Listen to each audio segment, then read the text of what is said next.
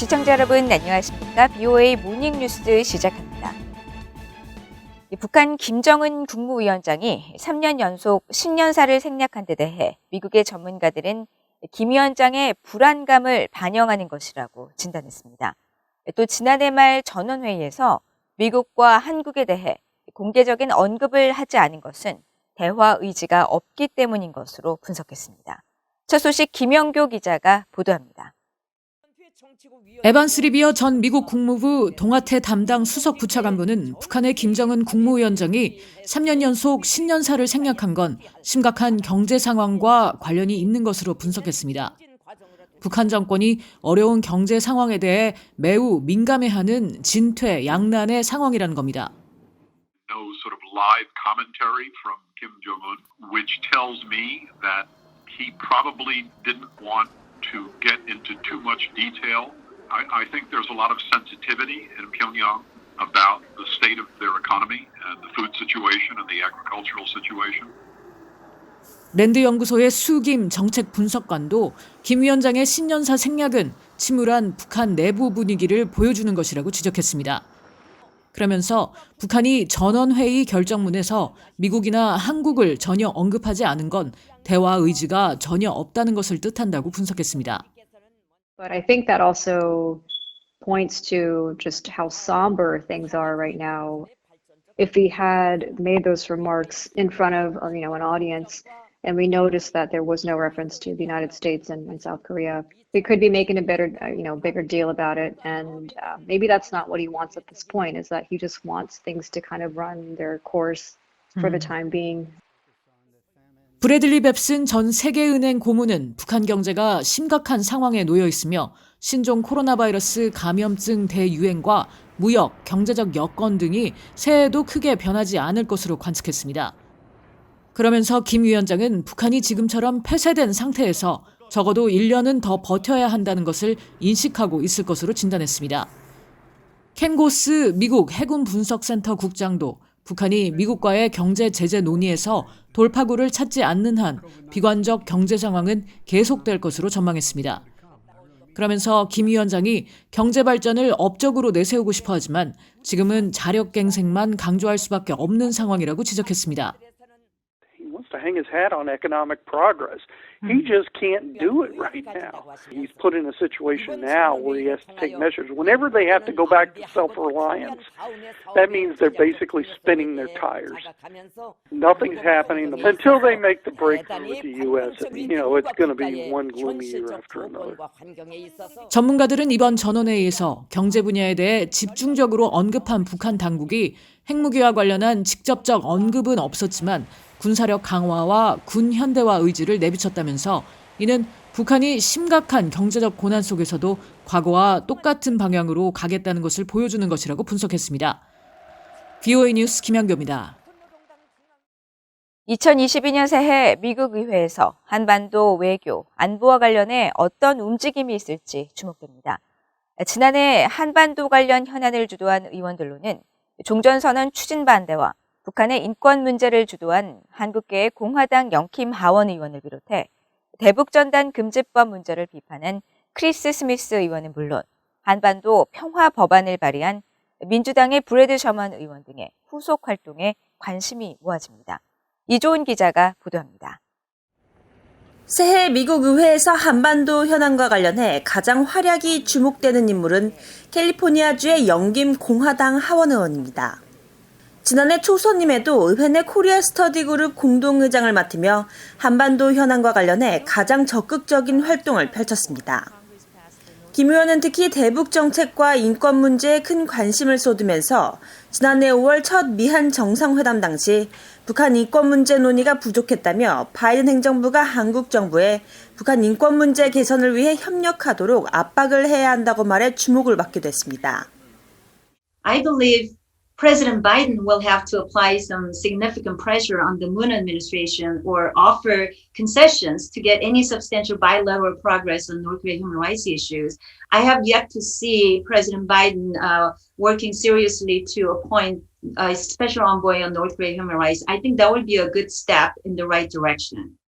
김 의원은 또 지난해 7월에는 동료 의원들과 한국을 방문해 문재인 대통령에게 중국에 구금된 탈북민 가족들의 한국 송환을 공개적으로 요청했고 11월에는 30여 명의 공화당 의원들과 함께 한국 문재인 정부가 추진하는 종전선언은 한반도 안보를 위협한다며 이에 반대할 것을 촉구하는 공개 서한을 바이든 대통령에게 보내는 등 한반도 현안에 대한 광범위한 활동을 보였습니다. 미국 의회 내에서 북한 인권과 관련해 가장 도드라진 활동을 보이는 인물은 의회 내 초당적 기구인 톰 렌토스 인권위원회 공동의장을 맡고 있는 뉴저지주의 크리스 스미스 공화당 하원 의원입니다. 스미스 의원은 지난해 한반도 인권과 관련해 한국 문재인 정부의 남북관계 발전법 개정안인 대북전단 금지법이 표현의 자유를 심각하게 침해한다며 청문회를 개최하고 해당 법에 대한 수정을 촉구했습니다. I believe then, and I believe now, that this law, currently under review by the Korean Constitutional Court, unduly infringes upon freedom of expression under both the Korean Constitution and the International Covenant on Civil and Political Rights.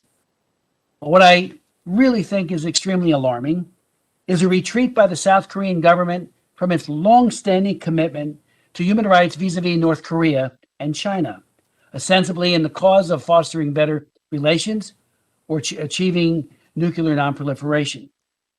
북한에 억류됐다가 혼수 상태로 송환된 뒤 숨진 대학생 오토 원비어의 고향 오하이오주의 로포트만 공화당 상원 의원도 2년 전 원비어의 이름을 딴 오토 원비어 북핵 제재 강화법 제정을 주도했고 지난해에는 북한 정권의 정보 탄압을 겨냥한 오토 원비어 북한 검열 감시 법안을 대표 발의했습니다. 포트먼 의원은 북한 검열감시 법안을 새 국방수권 법안에 포함하는 방안을 추진했지만 지난해에는 무산돼 회기 마지막 해인 올해 더 적극적인 활동을 펼칠지 주목됩니다. 반면에 하원 외교위 아태 소위원장을 지낸 브래드 셔먼 민주당 하원 의원은 지난해 5월 미한 첫 정상회담 개최 시기에 맞춰 종전선언 등 한반도 평화체제 구축을 위한 조치를 담은 한반도 평화법안을 대표 발의했습니다. 이어 진보 성향 중심의 의원 20여 명과 함께 종전선언 촉구 공개 서한을 바이든 대통령에게 보내는 등 공화당 의원들과 상반되는 활동을 펼쳐와 새 활동이 관심을 끌고 있습니다. 또 상원 외교위 동아태 소위원장인 민주당 에드워드 마키 의원과 앤디 레빈 하원 의원도 2년 전부터 법안 발의와 서한 발송 등을 통해 대북 인도주의적 지원 절차 개선을 위한 제재 수정을 정부에 요구해와 새해에도 대북 제재 완화 관련 활동을 이어갈지 주목됩니다. VOA 뉴스 이존입니다. 한국의 북한 인권단체들이 인권은 통일과 평화를 위한 핵심 가치라면서 조속한 북한 인권법 시행을 촉구했습니다. 한반도 인권과 통일을 위한 변호사 모임 한변과 올바른 북한 인권법을 위한 시민 모임, 사단법인 물망초 등 한국 내 북한 인권단체들은 4일 서울 청계천 베를린 광장 앞에서 집회를 열고 한국 헌법 4조와 10조에 의거해 인권은 통일의 핵심 가치임에도 현재 한국 정부는 지난 2016년 통과된 북한 인권법 시행을 거부하고 있다고 비판했습니다. 행사에 참석한 김태훈 전 한변 회장은 문재인 정부 들어 오히려 평화의 선봉에 설 탈북민과 인권단체를 억압하고 귀순 의사를 밝힌 북한 선언을 북한 측에 넘겼으며 대북전단 금지법을 만들어 북한의 외부 정보 반입을 못하게 막았다면서 현재 한국 정부는 통일이 아닌 반통일을 추구하고 있다고 주장했습니다. 박선영 사단법인 물망초 이사장도 북한 인권 상황에 대한 한국 정부의 침묵은 곧 북한 인권 유린에 동조하는 것과 마찬가지라면서 북한 인권은 정치나 이데올로기가 아니며 북한 동포들도 한국 국민들과 똑같은 자유와 권리를 누릴 수 있도록 북한 인권법이 시급히 정상 집행돼야 한다고 강조했습니다. 최근 몇 년 동안 미국에서 북한과 관련한 민사와 형사상 법적 조치가 크게 증가한 가운데 올해는 이들 사건과 관련된 여러 판결이 나올 것으로 예상됩니다. 대북 제재를 위반한 개인 등에 대한 형사사건부터 또 북한 억류 피해자들의 북한 상대 민사소송까지 여러 건이 있습니다. 올해 주목되는 판결을 함지하 기자가 정리했습니다. 올해 북한이 연관된 미국 법원의 판결 중 가장 관심을 끄는 건 버질 그리피스 씨 사건입니다. 암호화폐인 이더리움의 개발자인 그리피스 씨는 지난 2019년 4월 북한 평양에서 열린 가상화폐 컨퍼런스에 참석한 혐의로 같은 해 11월 미 수사당국에 체포돼 다음 달 뉴욕 남부 연방법원에서 최종 선고 공판을 앞두고 있습니다. 앞서 검찰은 그리피스 씨가 연설을 통해 약 100명의 북한인들에게 암호화폐와 블록체인 기술이 제재 회피와 자금 세탁에 이용될 수 있는지를 조언하고 북한의 암호화폐 관련 연구시설 설치를 위해 2018년 서울시장과 서울시정부 등의 도움을 받으려 한 정황을 지적했습니다. 그리피스 씨는 지난해 9월 자신의 혐의 중 국제긴급경제권한법 공모 혐의의 유죄를 인정했으며 이에 따라 최대 20년의 구금형이 나올지 주목됩니다. 미국으로 신병이 인도된 첫 북한 국적자 문철명의 법적 공방도 주목됩니다. 말레이시아에서 무역 업무를 했던 문철명은 2019년 5월 돈 세탁 등 6개 혐의로 미국 법원에 기소됐으며 지난 3월 미국으로 신병이 인도된 뒤 약 10개월째 수감된 상태입니다. 그 밖에 북한 해커들의 수익금으로 추정되는 가상화폐 계좌에 대한 미국 검찰의 몰수 소송과 대북 제재 위반 기업들의 자금 237만 달러 소송도 올해 결론이 나올 가능성이 높습니다. 또 북한의 700여일간 억류됐던 케네스 배 씨와 가족들의 소송도 최종 판결 여부가 주목됩니다. 앞서 케네스 배 씨는 북한에서 겪은 정신적 고통과 경제적 피해를 호소하며 북한 정권의 배상 책임을 주장했습니다. 제가 그곳에 735일, 2년하고 5일 동안 억류되어 있었고요.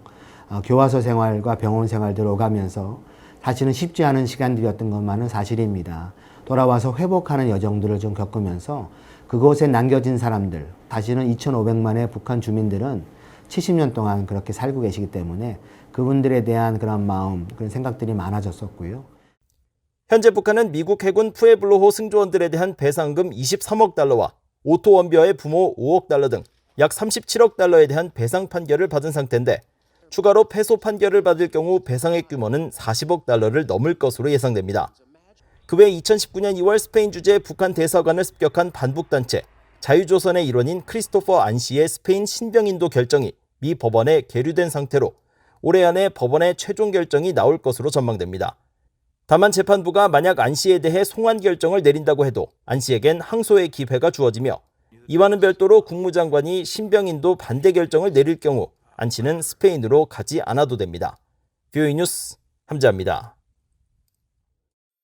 북한 정권의 후원을 받는 것으로 알려진 해킹 조직이 새해 인사를 담은 축전 형식의 이메일을 통해 북한의 동맹국인 러시아 외교관들을 대상으로 해킹 공작을 벌였다고 국제사이버보안그룹이 지적했습니다. 국제사이버보안그룹 클러스터 25는 3일 보고서를 통해 북한 해킹 조직 김숙희와 연계된 것으로 알려진 해킹 조직 코니가 지난해 12월 20일부터 2022년 새해 축전 형식으로 위장한 이메일에 약성 코드를 심어 인도네시아 주재 러시아 대사관 소속 외교관들을 해킹했으며 다른 대사관들도 표적이 됐을 가능성이 매우 크다고 지적했습니다. 그러면서 북한 해킹 조직이 과거와 달리 악성 코드가 담긴 문서를 첨부하지 않고 러시아어로 축전을 뜻하는 이름의 압축 파일에 실행 파일을 내장했으며 해킹 파일이 실행되면 감염된 컴퓨터 시스템을 완전히 제어할 수 있도록 설계된 것으로 확인됐다고 밝혔습니다.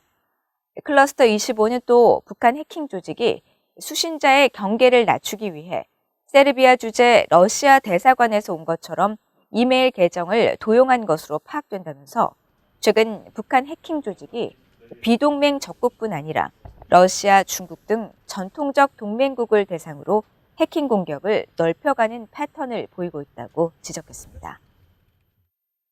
유엔이 조속히 북한에 들어가 중단된 구호 활동을 재개하는 것을 올해 시급한 과제로 꼽으면서 북한 당국이 이동 제한 조치를 풀어야 한다고 지적했습니다. 유엔 인도주의 업무조정국 대변인은 3일 2022년 새해 대북 지원 관련 현안을 묻는 BOA 질문에 올해는 유엔 국제기구 직원들이 북한에 돌아갈 수 있기를 희망한다면서 북한 당국의 이동 제한 조치가 해제되고 직원들이 복귀해 계속 지원을 제공할 수 있기를 바란다고 답했습니다. 특히 이들의 신속한 복귀로 지원 물품의 대북 운송과 현장 접근이 가능해져 지난 2020년 이후 멈춘 역량 구축 활동을 시작하는 것이 필수적이라면서 신종 코로나 바이러스 대유행에 따른 북한 당국의 국경 봉쇄 조치로 올해 국제사회 지원 계획에서 북한을 제외했지만 대북 인도적 지원은 계속할 방침이라고 설명했습니다. 또 유엔은 북한 내 인도주의적 지원 상황과 주민들의 필요에 대한 우려를 지켜보고 있으며 북한 내 전문가들과 긴밀한 접촉을 유지하고 있다면서 상황이 허락하는 대로 지원할 준비가 돼 있다고 거듭 강조했습니다. 이상으로 BOA 모닝뉴스를 모두 마칩니다. 시청해주신 여러분 고맙습니다.